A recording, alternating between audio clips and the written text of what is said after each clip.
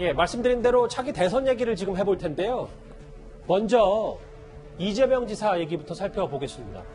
백신이면 백신, 부동산이면 부동산, 현안에 대해서 현 정부, 문재인 정부와 각을 세우는 듯 하면서도 문재인 정부와의 편가르지 마라 이렇게 목소리를 높이고 있는 이 지사인데요. 최근 목소리부터 만나보겠습니다. 정치 세계에는 다양한 의견들이 있고 또 입장이 서로 다를 수 있기 때문에 의견도 다양할 수밖에 없습니다.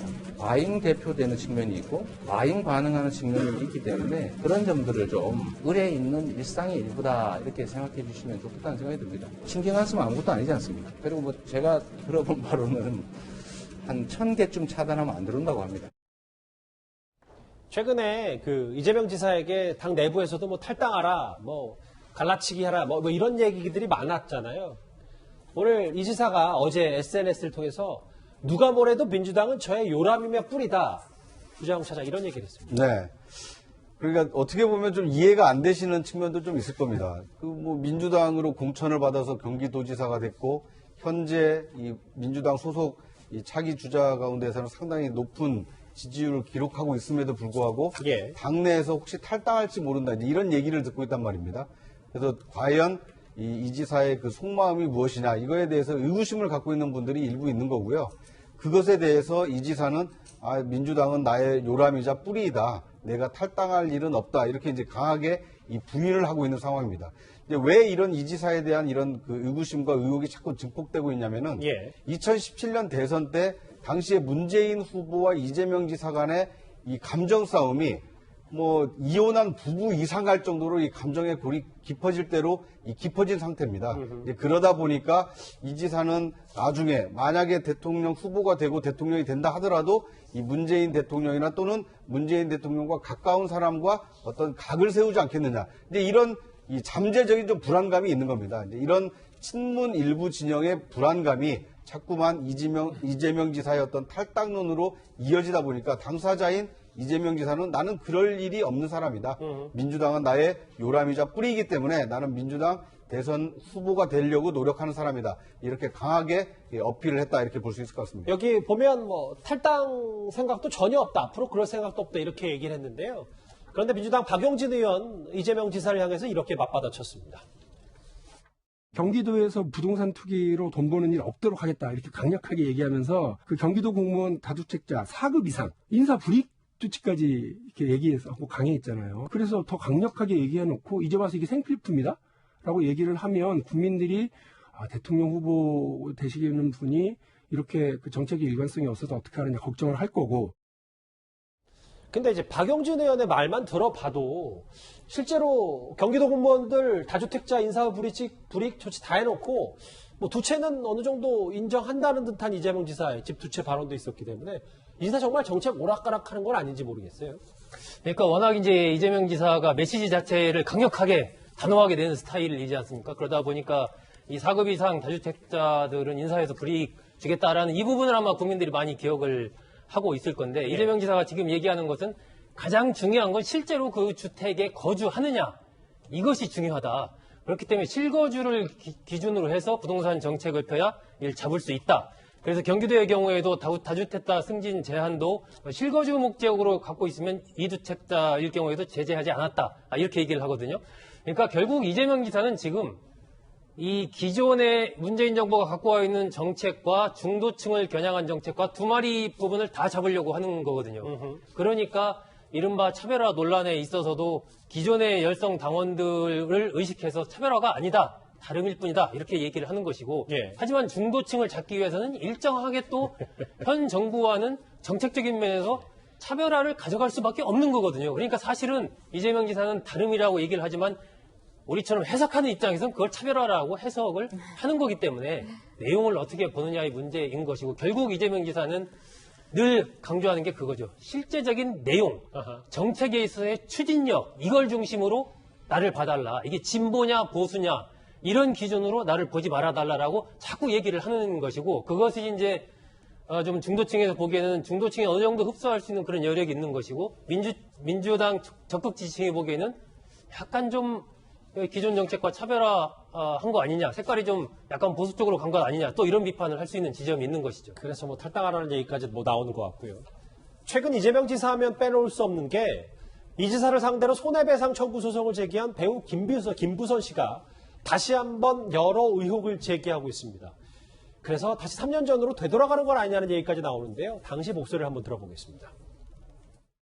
분명히 얘기하면 제가 2007년에 이분을 집회에서 처음 만났고 이분이 양육비, 딸 양육비를 못 받아서 소송을 해달라고 했어요. 이길 수 없는 사건은 할 수가 없다라고 이제 거절했죠, 결국은. 그게 답니다. 저는 인천 가서 이분하고 사진 찍은 일도 없고 1년 동안 무슨 어디 오피스텔 동건지 무슨 뭐 미래를 했던 그런 일도 없고 이렇게 만든 김부선 씨한테도 책임을 묻겠습니다.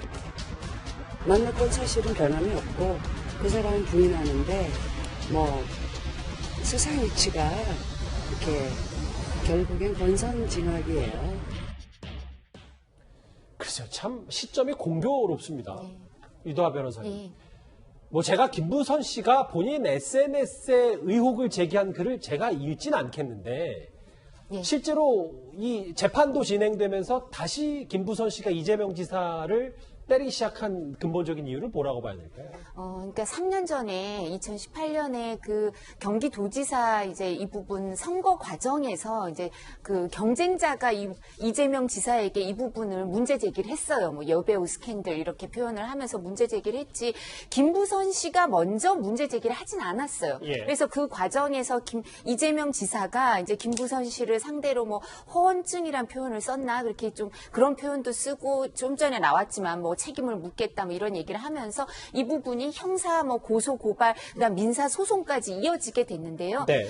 김부선 씨가 이제 형사 사건은 관여하고 싶지 않다고 취하를 하고 그리고 이제 고소 취하를 하고 민사만 남아 있는 단계였는데 민사 기일이 이제 천천히 잡힌 거예요. 최근에 기일이 잡혀서 거기에 자기 변호인인 이제 강용석 변호사랑 같이 갔다가 기자들한테 답변을 하고 그 뒤에 SNS에 글을 쓴 게 기자들한테 실리면서 지금 관심을 받게 되는데요. 그러니까 김부선 씨 얘기는 자기가 문제 제기를 처음부터 한 게 아니라는 거예요. 근데 이제 사실 이 결과적으로 이 문제로 인해서 뭐 딸하고도 사이가 멀어지고 지금 살도 많이 빠졌다 그러거든요. 그리고 뭐 이분 주장으로는 이재명 지사가 뭐 그렇게 쌀한가마니 준 적이 없다 뭐 이렇게 얘기를 하면서 여러 가지 얘기를 본인을 방어하기 위해서 본인이 이상한 사람이 아니란 얘기를 하기 위해서 이렇게 할 수밖에 없다 이런 주장을 하면서 근데 지금 또 이재명 지사가 양강부도잖아요. 대선 후보군에서. 예. 그러니까 더 이 기사가 그리고 이 김부선 씨가 하는 말이 점점 더 관심을 끌게 되는 게 아닌가 싶습니다. 근데 기일이 잡혔으니까 민사소송은 그렇죠. 이제 진행이 될 거예요. 이 변호사님 제가 짧게 하나 더 여쭤볼게요. 네. 이게 만약에 소송이 길어지면은 글쎄 뭐 쉽게 단언할 수는 없어도 내년 3월 대선 이후까지 소송이 진행될 수도 있습니까? 그럴 수도 있죠. 아, 그래요? 그리고 이게 1심에서 안 끝날 거예요. 이게 서로 만족이 안 돼서 누군가는 항소를 할 거여서 이제 길어질 것 같습니다. 글쎄요, 뭐 오늘 뭐 문성무 씨 얘기까지 언급하고 김부선 씨가 뭐 다 저희가 인용을 하진 않겠지만 이현정 의원님 이게 이재명 지사에게는 아까 이도하 변호사님 말씀처럼 이게 소송이 길어지면 내년 3월까지 그 나중에도 이어질 수 있다면 꽤 부담이 될 수도 있겠습니다, 이 지사님. 그렇죠. 이게 지금 뭐 이재명 지사의 이제 아킬레스건이라고 하는 게 사실 이제 김부선 씨와의 이제 이 문제 사실 뭐 이 참 그 떠들썩했지 않습니까? 병원까지 가서 뭐 확인하고 뭐 떠들썩했는데 이제 그 문제가 있는 것이고 또 이제 자신의 가족 간의 관계에 대한 문제 이것 또한 이제 문제가 되는 것이고요. 사실 이 문제들이 보면 대부분 다 같은 지금 진영 내에서 문제 제기가 일단 된 상황이지 않습니까? 예.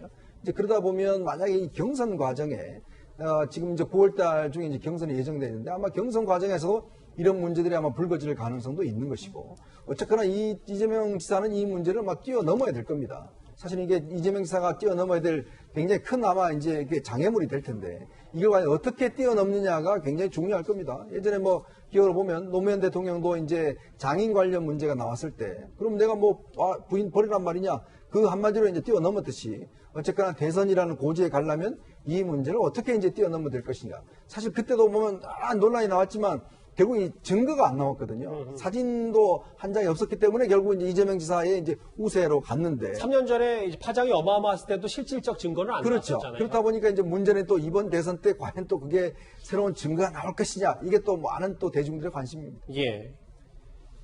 이재명 지사 얘기 살펴봤는데요. 윤 전 총장으로 넘어가기 전에 최근 공개된 차기 대선 후보 지지율 얘기를 한번 해보겠습니다. 예.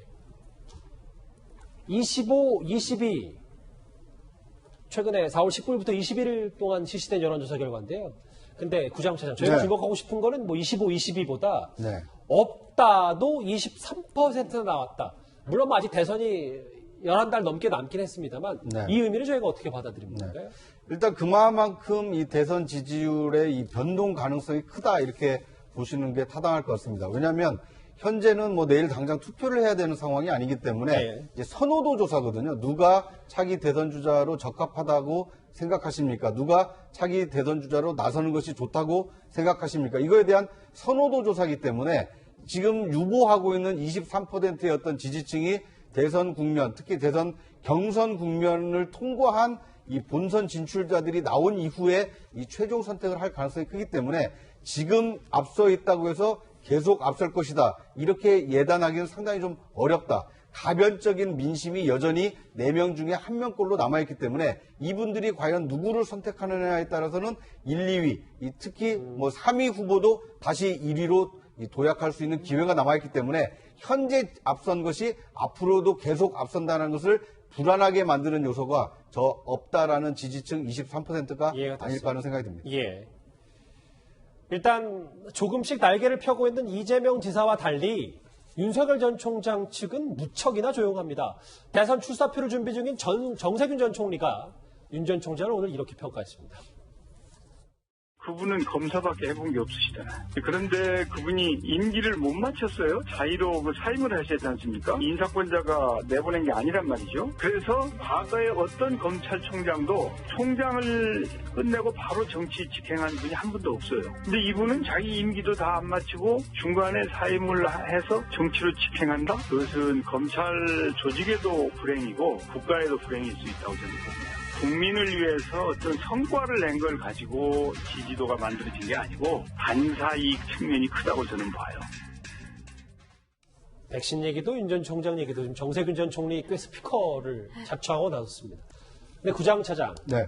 정 전 총리 분석은 이렇고요. 근데 조기숙 전 홍보소, 물론 뭐 현 정부에 대해서 요즘 쓴소리 많이 하고 있습니다만 윤 전 총장은 신념과 철학을 가진 공직자로서 일관된 삶을 살아왔기 때문에 자꾸 건드려서 키우지 말라고 내가 수없이 경고했다. 뭐 이런 얘기를 했습니다. 네.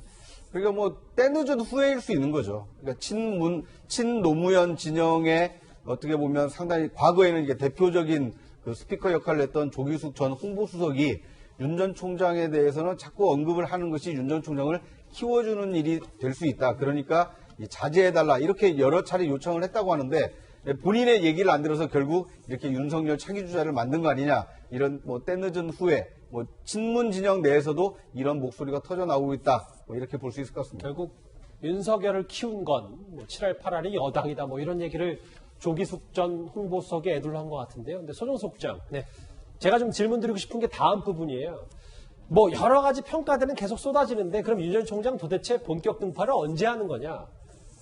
5월 중순 얘기, 초순 얘기도 나오는데 그럼 다음 달이네요. 만약에 이 얘기가 맞다면. 일단 뭐 이제 일부 전문가들이 그렇게 전망을 하고 있는데 5월부터 6월 초까지가 여야 지도체제가 만들어집니다. 5월 2일 날 민주당 같은 경우는 이제 전당대회를 통해서 새로운 당대표를 선출을 하게 되고 국민의힘 같은 경우도 6월 초에 해서 이제 새로운 당대표를 선출하는 쪽으로 가고 있으니까 5월에서 6월 초 정도면은 여야의 지도체제가 만들어지고 그렇게 되면 이제 대선 레이스가 본격화되는 그런 흐름이기 때문에 윤 전 총장이 5월을 넘기지 않을 것이다. 뭐 이렇게 이제 전망하는 게 나오는데 제 생각에는 5월에서 6월 중순 정도까지 갈 가능성이 있지 않나. 왜냐하면 국민의힘의 지도체제 자체가 6월 초 정도에 만들어지니까. 예.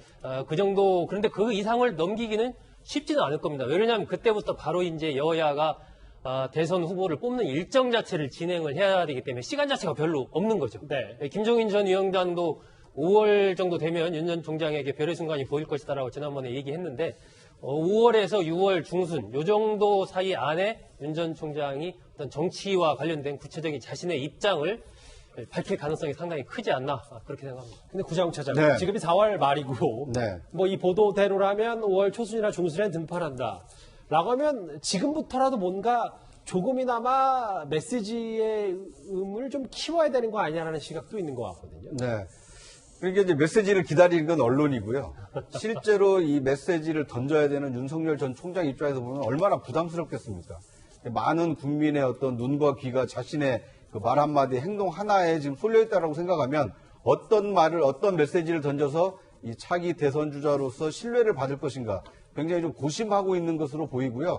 그러다 보니까 이 실제 국민 앞에 나서는 시기는 좀 늦춰질 수 있는 것이 아닌가 하는 생각이 듭니다. 더더군다나 지금 범야권의 대선 주자로 인식이 되고 있는데 범야권이 지금 국민의힘이 이 자중질환에 빠져 있지 않습니까? 이 당권 경쟁을 통해서 어떻게 보면 국민의 신뢰를 모으기보다는 지금 국민의 신뢰를 좀 약간 잃고 있는 상황이기 때문에 국민의힘의 어떤 새로운 지도체제가 만들어진 이후에 과연 윤 전 총장이 함께 할 것인지 아니면 새로운 사람과 제3지대에서 새로운 정치 세력화를 모색할 것인지 이제 이런 선택의 순간, 뭐 별의 순간은 잡았습니다만 선택의 순간이 곧 다가오지 않을까 하는 생각이 듭니다. 이현정 의원님, 짧게 질문 하나 드릴게요. 최근에 전문가 집단 만난 이후 그 최근 소식이 좀 뜸해졌는데 실제로 좀 취재하신 바로는 윤 전 총장이 다른 분야, 뭐 외교 안보라든지 이쪽 만난다는 얘기도 전해진 게 있습니까?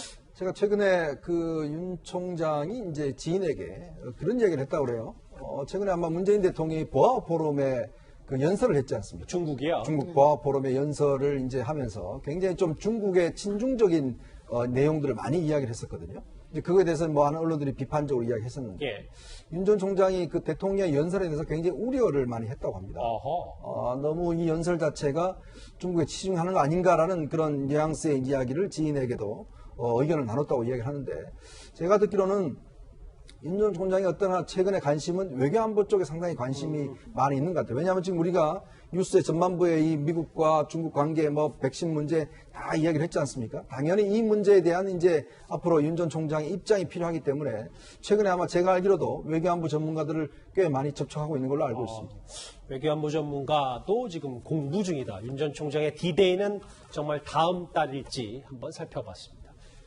지금까지 들어온 여러분들의 목소리를 이제 만나볼 차례인데요. 첫 번째 댓글부터 살펴볼까요? 윤석열은 표리부동 음흉해서 싫고 이재명은 좌충우돌 막 나가서 싫고 저기 23%에 드시는 분이 저기 계신 것 같습니다. 예.